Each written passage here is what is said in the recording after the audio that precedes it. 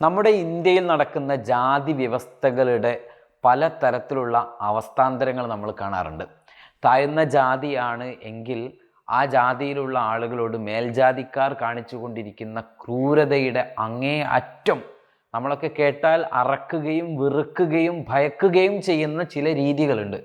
അതിലേറ്റവും സങ്കടപ്പെടുത്തിയ വളരെ പ്രധാനപ്പെട്ട ഒരു വാർത്ത ഹിമാചൽ പ്രദേശിലെ ഷിംലയിൽ നിന്ന് വരികയാണ്. അവിടുത്തെ ഒരു സർക്കാർ സ്കൂൾ, ആ സ്കൂളിലെ ഒരു ദളിത് വിദ്യാർത്ഥിക്ക് ക്രൂരമർദ്ദനമേറ്റിരിക്കുകയാണ്. ആ ദളിത് വിദ്യാർത്ഥി എന്ന് പറയുന്നത് 1ാം ക്ലാസ്സിൽ പഠിക്കുന്ന ഒരു കുഞ്ഞു കുട്ടിയാണ്. ആ കുഞ്ഞു കുട്ടിയോട് ക്രൂരത ചെയ്തത് ആ സ്കൂളിലെ പ്രധാന അധ്യാപകനും മറ്റധ്യാപകരുമൊക്കെ ചേർന്നാണ്. ഈ കുട്ടിയെ ജാതീയമായി അധിക്ഷേപിച്ചു എന്ന് മാത്രമല്ല, വിദ്യാർത്ഥിയുടെ പാൻറ്റിനുള്ളിലേക്ക് ഒരു തേളിനെ ഇട്ട് അവൻ്റെ ലിംഗത്തിൽ കടിപ്പിക്കുകയും അവനെ ഭീതിപ്പെടുത്തുകയും ചെയ്തു എന്നാണ് ഇപ്പോൾ പുറത്തു വന്നുകൊണ്ടിരിക്കുന്ന ഒരു വാർത്ത. നോക്കൂ, ഇതെന്തുമാത്രം ക്രൂരമായൊരു ക്രൂരകൃത്യമാണ്. ആ കുഞ്ഞിന് എന്താണ് ജാതി? 1ാം ക്ലാസ്സിൽ പഠിക്കുന്ന ഒരു കുട്ടിക്ക് എന്ത് ജാതി? അവൻ ഈ ജാതിയെക്കുറിച്ചോ കുലത്തെക്കുറിച്ചോ അറിയുന്നവനോ പറയുന്നവനോ മനസ്സിലാക്കുന്നവനോ അല്ല. 1ാം ക്ലാസ്സിൽ പഠിക്കുന്ന ഒരു കുട്ടിക്ക് അവൻ്റെ കയ്യിൽ ഏറ്റവും വലിയ ലോകം എന്താണ്? നമ്മുടെ കേരളത്തിൻ്റെയൊക്കെ സാമൂഹിക സാഹചര്യത്തിൽ ഗെയിമും ഫോണും അതോടൊപ്പം തന്നെ അവൻ്റെ ജീവിത സാഹചര്യത്തിനൊത്തിട്ടുള്ള മറ്റു കാര്യങ്ങളൊക്കെ ആയിരിക്കും. എന്നാൽ ഇത്തരത്തിലുള്ള ജാതി വ്യവസ്ഥ നിലനിൽക്കുന്ന ഒരു പ്രദേശത്തുള്ള ആളെന്തായിരിക്കണം? അവനെ സംബന്ധിച്ചിടത്തോളം അവനൊന്നുമില്ല. അവൻ്റെ കൂട്ടുകാർ, അവൻ്റെ സ്കൂൾ, അവൻ്റെ അമ്മ, അവൻ്റെ അച്ഛൻ, അവൻ്റെ നാട്, അവൻ്റെ വീട്, അവൻ്റെ കളിസ്ഥലം, ഇത് മാത്രമായി ചുരുങ്ങിയിരിക്കുന്ന ഒരു കുട്ടിയുടെ മുൻപിൽ നീ താഴ്ന്ന ജാതിയാണെന്ന് പറഞ്ഞ് അധിക്ഷേപിച്ചു എന്ന് മാത്രമല്ല, ഉത്തരവാദിത്തപ്പെട്ട ഒരു പ്രിൻസിപ്പലും അല്ലെങ്കിൽ ഒരു പ്രധാന അധ്യാപകരും സഹാധ്യാപകരും ഇവരൊക്കെ വിദ്യാഭ്യാസം ലഭിച്ചുകൊണ്ട് ആ സ്കൂളിൻ്റെ തലവന്മാരായവന്മാരാണ്. ഈ ആളുകളാണ് ഒരു കുഞ്ഞു കുട്ടിയുടെ പാൻറ്റിനകത്തേക്ക് ഒരു തേളിനെ വിട്ടുകൊണ്ട് അവൻ്റെ ലിംഗത്തിൽ കടിപ്പിച്ച് അവനെ പേടിപ്പിക്കുന്നതെന്ന് പറയുമ്പോൾ ഈ നാട് എന്താണ് ഇങ്ങനെ എന്ന് ചോദിക്കാൻ നമ്മൾ ആഗ്രഹിക്കുകയാണ്. ഷിംലയിലെ റോഹ്റു സബ് ഡിവിഷനിലെ കദ്ധാപാനി പ്രദേശത്തെ ഒരു സർക്കാർ പ്രൈമറി സ്കൂളിലാണ് ഇങ്ങനെയൊരു സംഭവം നടന്നിരിക്കുന്നത്. അധ്യാപകർ മകനെ സ്കൂളിലെ ശുചിമുറിയിലേക്ക് കൊണ്ടുപോയാണ് പാൻറ്റിനുള്ളിലേക്ക് തേളിനെ ഇട്ടത് എന്നാണ് രക്ഷിതാവ് പറയുന്നത്. കഴിഞ്ഞ 1 വർഷമായി കുട്ടി നിരന്തരമായ പീഡനത്തിനും ജാതി അധിക്ഷേപത്തിനും ഇരയായി എന്നുമൊക്കെ മാതാപിതാക്കൾ പറയുകയാണ്.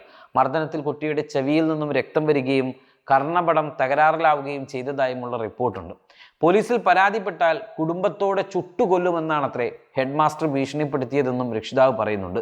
സ്കൂളിൽ മറ്റു വിദ്യാർത്ഥികൾക്കൊപ്പം ദളിത് വിദ്യാർത്ഥികളെ ഇരുത്തി ആഹാരം നൽകാറില്ല എന്നുമാണ് പിതാവ് കൂട്ടിച്ചേർക്കുന്നത്.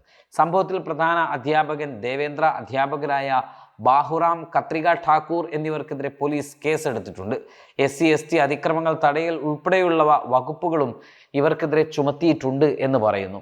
പക്ഷെ ഇവിടെ നമ്മൾ മനസ്സിലാക്കേണ്ട ഒരു കാര്യം, ഒരു കുട്ടിയോട് ഒരു സ്കൂളിലാണ് ഇത്തരത്തിലുള്ള ഒരു ക്രൂരത നടത്തിയത്. അതിനുശേഷമുള്ള നടപടി എന്ന് പറയുമ്പോൾ സ്വാഭാവികമായിട്ടും ഉത്തരേന്ത്യൻ ഗ്രാമങ്ങളിലൊക്കെ നമ്മൾ കണ്ടുവരുന്നത് ജാതി അധിക്ഷേപത്തിനുള്ള ശിക്ഷകൾ ഏറ്റുവാങ്ങി. ഇപ്പോൾ അടുത്ത് നമ്മളൊരു സ്കൂളിൽ ഒരു കുട്ടിയെ തല കീഴാക്കി കെട്ടിത്തൂക്കിയത് നമ്മൾ കണ്ടു.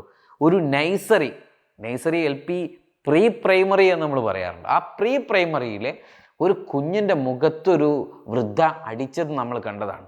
മറ്റൊരു സ്ഥലത്ത് ഉയർന്ന ജാതിക്കാരനായിട്ടുള്ള കുട്ടിയെ കൊണ്ട് താഴ്ന്ന ജാതിക്കാരനായ കുട്ടിയുടെ മുഖത്തടിപ്പിച്ച കഥകൾ നമ്മൾ കണ്ടതാണ്. നമ്മുടെ സ്കൂളുകളും നമ്മുടെ വിദ്യാലയങ്ങളും അല്ലെങ്കിൽ ആ വിദ്യാലയത്തിലെ കുട്ടികളെ പരിവപ്പെടുത്താൻ പാകപ്പെടേണ്ട അധ്യാപകരുമൊന്നും ഒരിക്കലും ഇത്തരത്തിലുള്ളൊരു ചിന്ത വെച്ച് പുലർത്തുന്നവർ ആവാൻ പാടില്ല. ഇതൊരൊറ്റപ്പെട്ട സംഭവമാണ് എന്നൊക്കെ പറഞ്ഞ് നമുക്ക് വേണമെങ്കിൽ അങ്ങ് ഒഴിവാക്കാം. പക്ഷേ ഈ ഒറ്റപ്പെട്ട സംഭവങ്ങൾ സാമൂഹിക വ്യവസ്ഥയിൽ ഉണ്ടാക്കുന്ന പ്രതിധ്വനിയും അതല്ലെങ്കിൽ അതിൻ്റെ ഒരു അരാജകത്വവും ഭയരഹിതമായ പല തരത്തിലുള്ള സന്ദേശങ്ങളുമുണ്ട്. അത് ഈ നാനാത്വത്തിൽ ഏകത്വം എന്ന് പറയുന്നൊരു സങ്കല്പത്തിനൊക്കെ എതിരാണ്.